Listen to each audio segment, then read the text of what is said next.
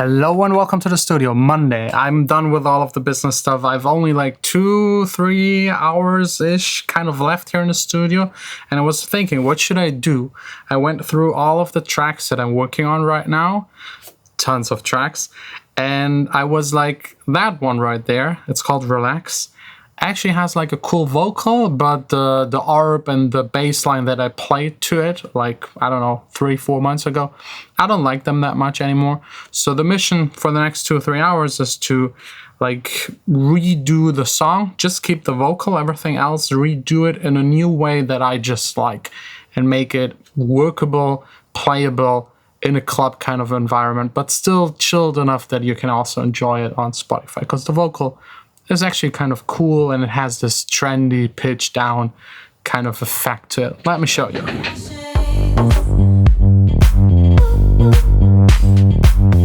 Just 9 tracks and half of them are muted because they're shit. That's usually how I start approaching songs, just making a bunch of stuff. It doesn't make any sense, doesn't sound that good, and then just filter it down to stuff that works. The vocal is right there on top. Actually, it's really cool. So relax, they gon' never catch up. All we have is just maybe enough. So relax, they gon' never catch up. They gon' never catch up tonight. Still a huge mess, still no direction, doesn't sound good at all. The vocal will be my foundation, and I'll now start building things around it. I think starting with the kick, just to have like something in there that is easy, because it's just a sample probably. Have is just maybe enough. So relax. Yeah, very simple. Just got this out of Kick 2. It's one of my Pop 1 kicks that I made myself. It's nice for now. I will probably change it later on depending on the bass. It just needs to work together, so I'll never know. But it's a good foundation. And then let me program something in with XO. Relax, they gon' never catch up. All we have is just maybe enough. The simplest, most standard drum kind of pattern. Just kick, snare, or kick, clap, and then an offbeat hi-hat. That's it for now. Then there's some MIDI in there that I already played in there. I think the last time I worked on the song, it just had this bass in there, this groovy one. Relax, they gon' never catch up. All we have is just maybe enough. Which is fine, but it gives the song like this groovy club kind of vibe, and I want it to be darker. I wanted to have like a sustained bass line and be atmospheric, dark, moody. I don't know, that's just how I feel like today. Maybe tomorrow I'll regret it, but yeah, this groovy bass, probably not going to use it.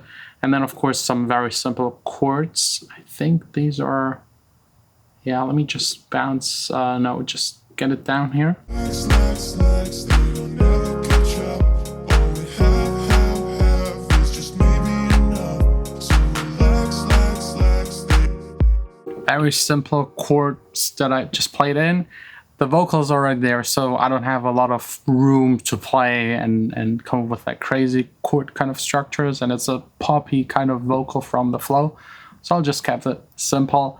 Added like a bass note underneath to just thicken it up. The sound is again complete whack.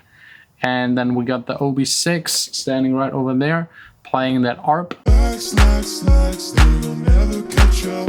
All we have is just maybe enough. So I think I'll start with like the OB6 sound, Relax.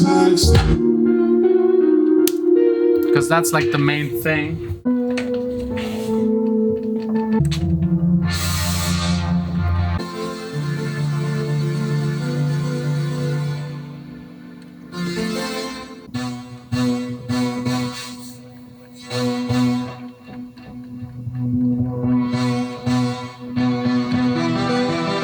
Just making sure the sound is designed the right way. I changed like the cutoff, the envelopes on the filter and on the amp, as well as the noise in there, just to make sure it kind of sounds not too long, not too short, because I need a shorter, kind of pluckier kind of sound, and that it works as an ARP.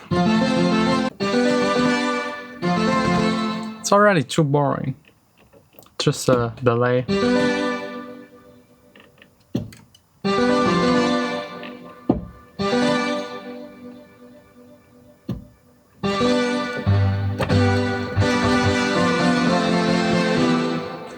That should be good. Next up, the bass line. The Voyager is just perfect for that. That doesn't sound good.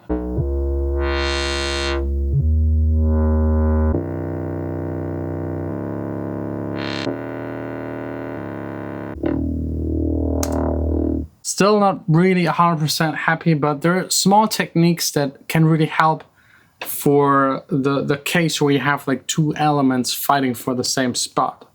You could separate them by making one loud, one quiet. You could separate them by putting reverb on one and less on the other.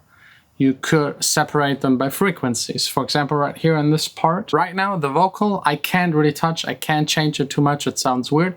But I could like test out different octaves for the main synthesizer. Slacks, they will never catch up. All we have is just maybe enough.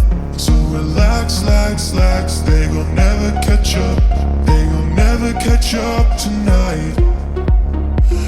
So one up or one down separates it from the vocal already, but then it might muddy up your kick or your bass, or it might be too high and sound kind of squeaky and weird, especially for club music. You should avoid the higher kind of frequencies.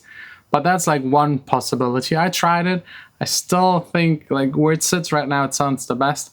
Another thing is the sample delay. I just used the sample delay, delaying one of the two channels by 236 samples in milliseconds. It's 5.4, and it becomes really wide, and it helps. Slacks, they will never catch up. All we have is just maybe enough. So relax, they will never catch up. So instead of like the vocal coming from the middle and the synth sitting on top, by spreading it or sample delaying it, it sounds wide and it appears to be coming from the sides and not from the middle, and the middle still has room for the vocal. So those are some of the simpler techniques. You can also go in there and just like cut away the high frequencies of the synth. Slacks, they will never catch up. All we have is just maybe enough. Usually this works amazing, but here the vocal also has like its main kind of transient sounds around 300 hertz. Yes, 200 to 500, because it's pitched down. So that doesn't really help in this one. The other options just not have things play at the same time. For example, right here, I could like, let's start right here. I'll automate it a little so you can hear what I have in mind, because while designing sounds, I always put effects on there. Play a little around to see how it could evolve in like the entire song when you start arranging it. Magic, and ain't no one can have it. We're really trying to clutch this out, and we gon' cast it like magic, and ain't no one can grab it. We're really trying to lock this down. So relax, they will never catch up. So those are some techniques to separate it. Sometimes it just doesn't work. Sometimes two elements just don't go together. And there are also like, let me show it to you really quick. I don't use it a lot. That's like really a last resort kind of thing. If you have to use it, you're actually already doing something wrong. Track spacer. It kind of feeds sidechain of one signal and lowers another signal whenever that signal is playing. I like to do it more manually, so you have more control. This sounds weird because it's more like a gate effect. But again, there are just some things that just don't go well together, where it's impossible, where you have to rethink the entire structure of your song.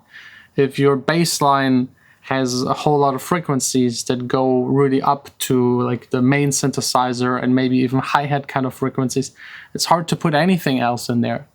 So there's usually music where you have like a kick and a huge synthesizer, then the bass is smaller.